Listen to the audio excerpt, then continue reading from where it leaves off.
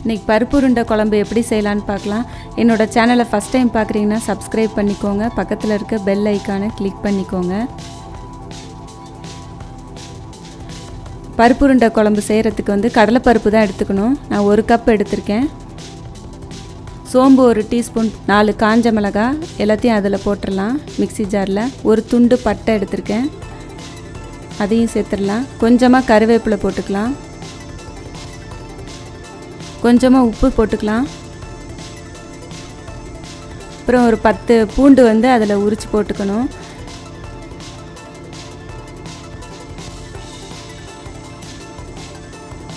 போட்டு இதை வந்து இப்போ நெய்ஸாக அரைக்கக்கூடாது, குறை குறைன்னு அரைச்சி எடுத்துக்கணும். இந்த மாதிரி அடுப்பில் பேன் வச்சுட்டு 3 டேபிள் ஸ்பூன் எண்ணெய் ஊற்றிக்கிறேன். எண்ணெய் காஞ்சோன்னே 1 டீஸ்பூன் சோம்பு போட்டுக்கலாம்.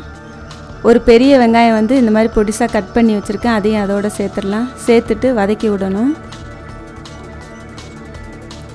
ஒரு தக்காளி வந்து பொடியாக கட் பண்ணி வச்சுருக்கேன், அதையும் அதோடு சேர்த்துடலாம். கொஞ்சமாக கருவேப்பிலை எல்லாம் போட்டு நல்லா வதக்கி விடணும்.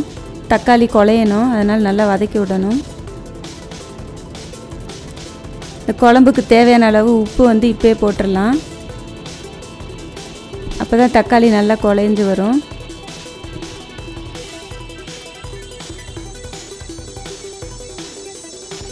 நெல்லிக்காய் சைஸ் அளவு புளி எடுத்திருக்கேன். இதை வந்து ஊற வச்சுக்கலாம். ஊற வச்சு புளி தண்ணி கரைச்சி தனியாக எடுத்து வச்சுக்கணும். தக்காளி நல்லா வதங்கின பிறகு தான் புளி தண்ணி ஊற்றணும்.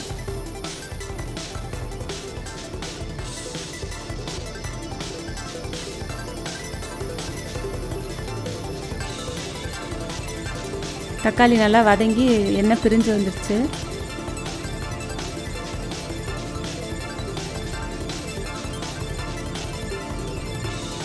புளி கரைச்சி வச்ச தண்ணியை வந்து இப்போ சேர்த்துக்கலாம்.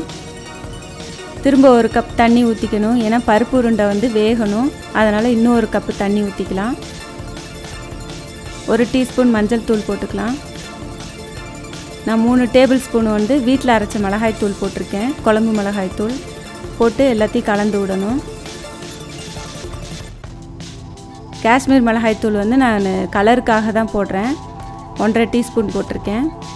போட்டு அதையும் கலந்து விட்டு இப்போ உப்பு புளிப்பு காரம்லாம் கரெக்டாக இருக்கான்னு பார்த்துக்கலாம். இப்போ குழம்பு வந்து நல்லா கொதித்த பிறகு தான் நம்ம உருட்டி வச்சுருக்க உருண்டையெல்லாம் போடணும். இப்போ போடக்கூடாது, நல்லா கொதிக்கணும். குழம்பு கொஞ்சம் திக்காக வரணும். ஒரு 10 நிமிஷம் நல்லா கொதிக்கட்டும். அப்போ தான் அந்த மிளகாய் தூளில் இருக்க பச்சை ஸ்மெல்லாம் போகும். இதோட அளவுலாம் நான் வந்து டிஸ்கிரிப்ஷன் பாக்ஸில் போட்டிருக்கேன், பார்த்துக்கோங்க.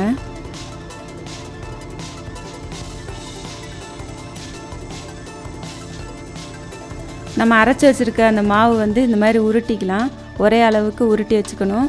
ரொம்பவும் ஒரு உருண்டை பெருசும் சின்னதுமா வச்சோம்னா ஒரு உருண்டை வேகாமல் போயிடும். அதனால் ஒரே சைஸுக்கு எல்லாத்தையும் உருட்டி வச்சுக்கணும். உருட்டி வச்சுருக்கிறது எல்லாத்தையும் கொதிக்கிற அந்த குழம்புல வந்து போட்டுடலாம். போட்டு அந்த சட்டியை வந்து லேசாக அப்படி குலுக்கி விடணும். இல்லைன்னா கரண்டி வச்சு கிண்டினோம்னா இந்த உருண்டையெல்லாம் உடஞ்சிரும். மூடி போட்டு வேக வைக்கலாம்.